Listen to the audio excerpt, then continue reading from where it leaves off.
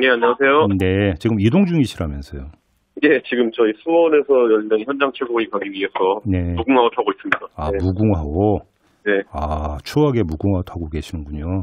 예. 알겠습니다. 지금 이준석 대표가 지금 이동 중에 지금 저희하고 인터뷰를 하고 있기 때문에 혹시 중간에 좀 통화 상태가 약간 고르지 못할 수도 있습니다. 이 점 미리 우리 애청자 여러분들의 좀 양해를 구하면서 인터뷰를 시작을 하겠습니다.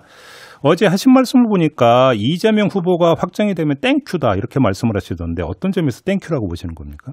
기본적으로 이재명 후보 같은 경우에는 많은 일부 여론조사에도 나왔지만은 도덕성 면에서는 많은 기대를 하고 있지 않은 그런 후보입니다.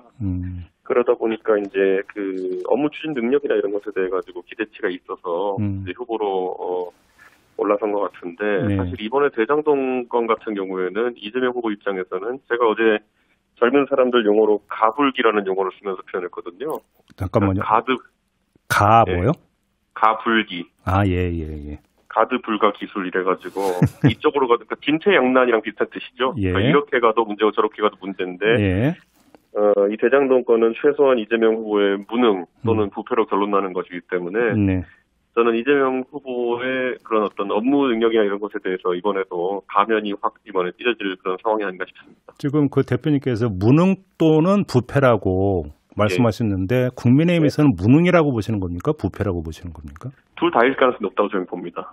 그래요? 기본적으로 본인이 설계자를 자처하고 이것을 굉장히 치적으로 홍보하지 않았습니까? 예. 그런데 그 지금 모양을 보면은 결국 이런 식의 어쨌든 부동산 사업을 민관이 추진한다는 거는 민간 사업자에게 상당한 이익을 몰아줄 수 있는 그런 소지가 있는 것이고, 저는 이렇게 그냥 반문하고 싶어요. 예전에 민주당이 보면은 그 MB 정부 시절이나 이럴 때 맥쿼리 같은 곳이 민자 사업해가지고 10% 수익률 가져가면은 그거하고 난리 쳤거든요. 네네. 어떻게 민간에게 그렇게 많은 이익을 몰아줄 수 있느냐. 터널 지어가지고 다리 지어가지고 어떻게 10%씩 이렇게 수익률을 보장해줄 수 있냐 이런 얘기를 하면서 공격했던 적이 있는데, 지금은 나오는 수치가 거의 11만 프로 이런 얘기 아닙니까? 저는 이거는 무능의 한계다. 무능의 극한이다 이렇게 봅니다. 그러면 또 부패도 있다라고 말씀했는데 그거에 혹시 근거를 갖고 계십니까? 제가 계속 말씀드리지만 지금 부패 같은 경우에는 지금 도저히 이 안에 나오는 이름들, 유동규 씨도 그렇고 이런 분들이 이재명 지사와 연관이 없는 분이라고 생각하기 힘들어요. 네. 그 경기도지사가 임명할 수 있는 산하 기관장이나 아니면 공기업 자리가 몇 개나 된다고, 거기에 경기관광공사면은 사실 그 중에 핵심 중에 핵심인데 거기에 사장을 유동규 씨를 임명했는데 그런 것들로 봤을 때 측근이 아니라고 하는 것 자체가 국민들한테는 소구력이 없는 얘기가 아닐까 싶습니다. 그런데 관계만 갖고 이야기를 하면 이재명 후보 쪽에서는 오히려 국힘 게이트다 이렇게 주장을 하고 있지 않습니까? 이건 어떻게 받아들이세요? 예를 들어 지금 법률 자문이나 아니면은 이런 역할로 국민의힘 측 인사 몇 명 이름이 나왔다고 하는데 이분들이야말로 설계나 이런 것에 어떤 기여를 했다는 건 전혀 안 나오고 있거든요.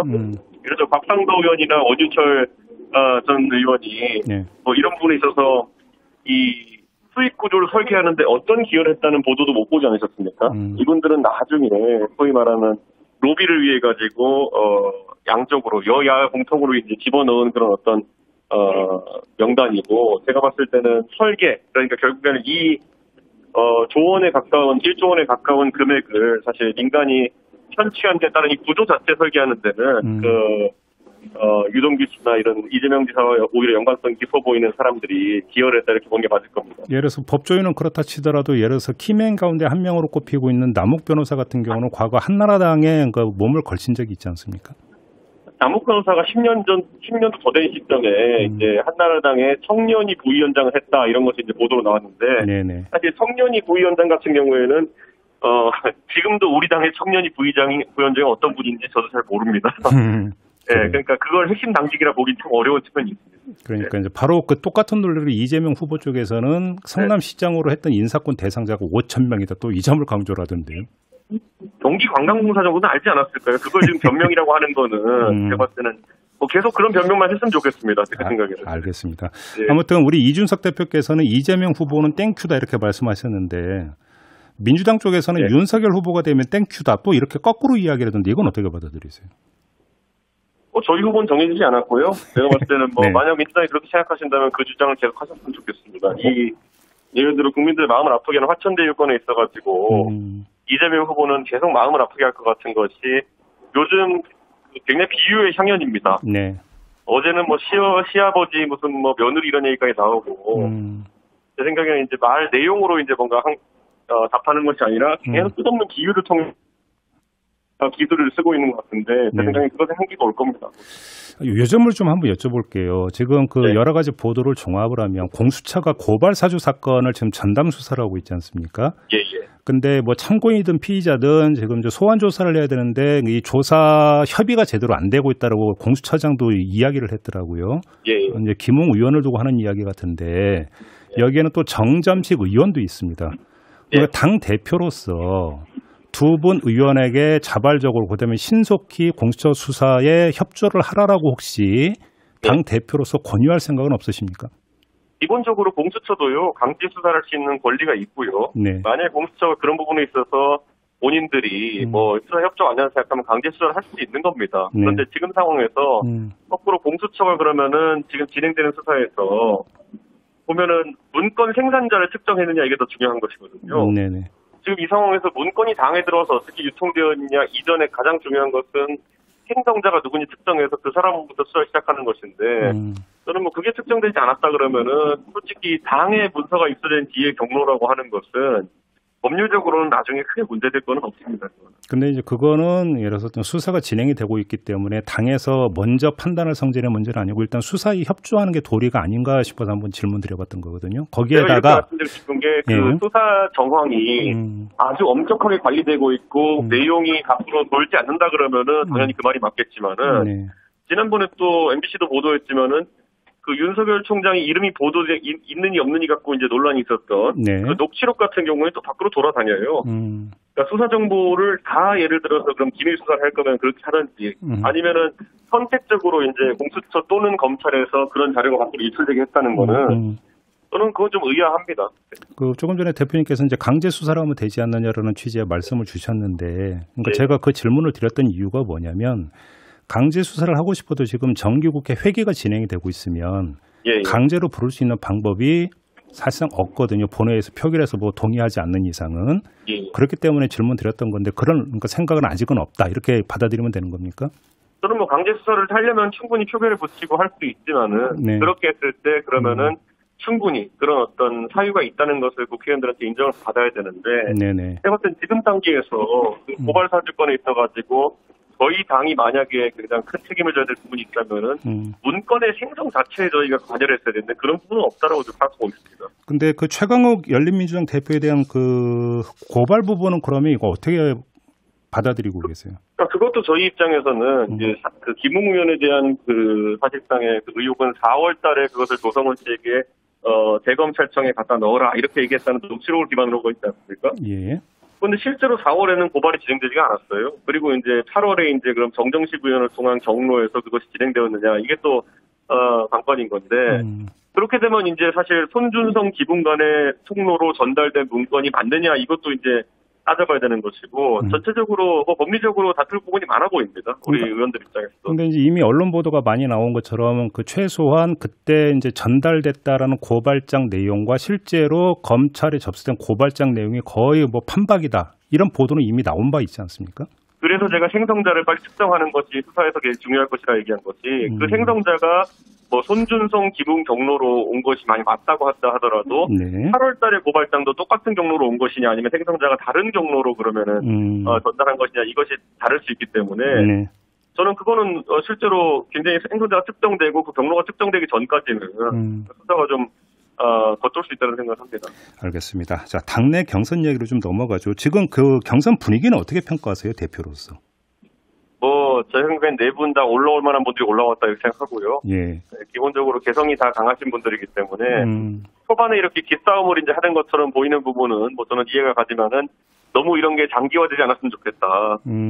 이제 첫 번째 토론에서는 뭐 어제는 조금 나아진 모습을 보였습니다만 첫 번째 토론에서는 택하고 주술밖에 없었거든요, 여기가. 그런데 아무래도 이제 서로 강점 있는 분야를 좀 이야기하고 상대의 좀 아픈 부분을 기싸움으로 이제 초기에 좀 언급하다 보니 그런 것 같은데. 한두 번 정도 그렇게 할 수 있겠지만 핵이랑 주술 갖고 계속 토론할 수는 없습니다. 근데 그 대표님께서 그렇게 말씀하시면 그 홍준표 후보나 유승민 후보가 좀 섭섭할 수도 있을 것 같은데요. 그 두 분이 집중적으로 핵과 그러니까 이 주술을 제기하고 있기 때문에 드리는 질문인데. 근데 뭐 그 두 분은 정치 경륜이 워낙 있으신 분들이고, 예. 정책적으로도 준비가 많이 되신 분들이기 때문에, 네. 그것만 가지고 가셔야 될 이유는 또 없습니다. 나머지 장점들이 충분히 있으신 분들이기 때문에, 네. 저는, 좀 새로운 정책적 대안이라든지, 이런 것들도 토론에 나올 것을 기대하고 있습니다. 어제 윤석열 후보가 이 다른 주자들이 자신을 공격하는 것과 관련해서 어떤 말을 했냐면, 이런 정신머리부터 바꾸지 않으면 우리 당은 없어지는 게 맞다. 이렇게 발언을 했는데 이건 어떻게 평가하세요? 뭐 정견의 하나로 받아들여야죠. 정견? 정견, 정치적인 견해죠, 이거는. 예를 들어 예. 제 생각에는 뭐 당에 있어가지고 당의 이런 모습이 마음에 안 든다, 당을 개혁하겠다 이런 것도 대선 후보가 할 수 있는 이야기 중에 하나고요.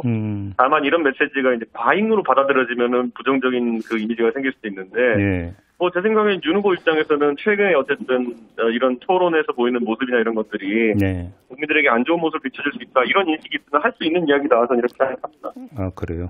네. 자, 민주당에서 이제 특별당규 해석 문제를 가지고 이제 경선 후에 이제 약간 이제 그 논란과 이런 과정이 있지 않았습니까?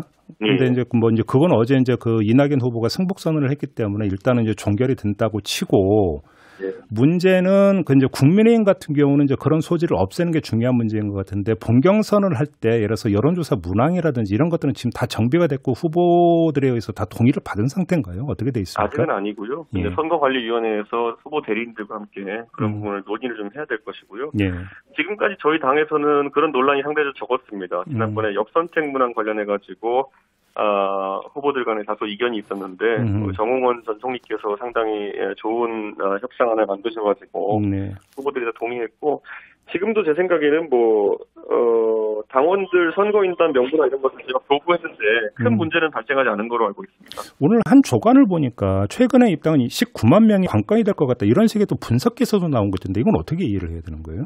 기본적으로 저희가 기존에 있던 당원에 더해가지고 이제 신규 당원이 기존 당원만큼 더 들어왔습니다. 네네. 그리고 이분들 같은 경우에는 전당대회 과정 중 또는 전당대회 끝난 뒤에 가입한 분들이 굉장히 많거든요. 그러다 보니까 제가 당선된 전당대회에서 그 당원들이 그걸 보고 들어온 것이냐, 아니면 당연히 또 후보들이 또 적극적인 또 선거인단 모집 활동을 하지 않았습니까? 예. 그래서 후보들이 어쨌든 그런 영향을 미친 당원들이 많느냐 이런 것에 따라 가지고 제가 봤을 때는 언론이 좀 흥미 위주 분석을 하는 것 같습니다. 언론이 일부러 키우고 있는 겁니까? 아니 저를 보고 들어온 당원이라 하더라도 특정 후보를 지지하고 이런 성향이 아직 나타난다는 거는 제가 파악하지 못했습니다. 아마도 이제 언론이 그렇게 보도한 데에는 이제 얼마 전에 윤석열 후보 쪽에서 이제 위장당원 발언을 한 바가 있기 때문에 이게 또 불씨가 되는 게 아닌가라는 아마도 그 연결 지점에서 이제 기사를 쓴 것 같은데 이 점은 어떻게 봐야 될까요? 저는 위장당원이라고 표현할 것은 좀 제 생각에 윤석열 후보가 그 일부 인터넷 게시글이나 이런 것 때문에 좀 우려가 있었다 이 정도 보는 게 맞을 것 같고요. 당에서도 이제 통계나 이런 걸 들여다보고 실질적으로 가입 양태를 보면은 온라인 가입 비중이 상당합니다. 근데 온라인 가입은 조직화해서 그렇게 막 가서 당신이 휴대폰 인증도 하고 이렇게 말하기가 힘들거든요. 위장당원을 조직적으로 가입시키기가. 왜냐하면 서면으로 가입하신 분들 같은 경우에는 다른 분 인적사항만 받아가지고 쓰고 이렇게 한다는 분도 있긴 한데, 저는 온라인 당원은 저희 당과 민주당을 막론하고 어느 당이든지 상당히 본인의 의지로 가입한 당원들이 많다 이렇게 봅니다. 그러면 아까 조금 전에 드렸던 질문 좀 추가로 드리면, 여론조사 문항은 지금 어디까지 지금 이야기가 진척이 되어 있는 거예요? 결국 저희가 이제 후보의 경쟁력을 이제 묻는 그 문항을 넣도록 되어 있는데요. 그렇죠.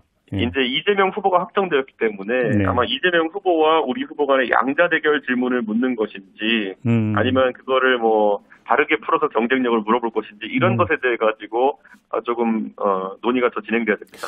저희가 엊그저께 김재원 최고위원하고 인터뷰했는데, 김재원 최고위원은 이재명 대 윤석열, 이재명 대 홍준표 이렇게 그러니까 4개의 경우로 그러니까 그 나열해 놓고 이제 고르는 이런 방식을 잠깐 언급을 하던데요. 이게 채택이 된 건 아닙니까 그러면? 아니고 그게 이제 가장 기본적으로 생각할 수 있는 방법이고요. 네.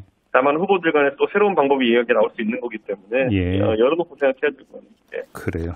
이제 그걸 그러면 이제 후보 대리인들하고 그러니까 지금 선관위 차원에서 계속 논의가 진행이 되고 있다 이런 거죠? 그렇죠. 선관위에서는 후보 대리인들의 의견을 경청하면서 저희들이 정하려고 하겠죠. 여론조사 기관을 몇 곳으로 의뢰하고 어디가 선정이 된다 이런 얘기까지는 아직까지 진행은 안 된 거고요. 아직은 아니고 그것은 사실 결정하는 데 큰 문제사항은 아닙니다. 그거는.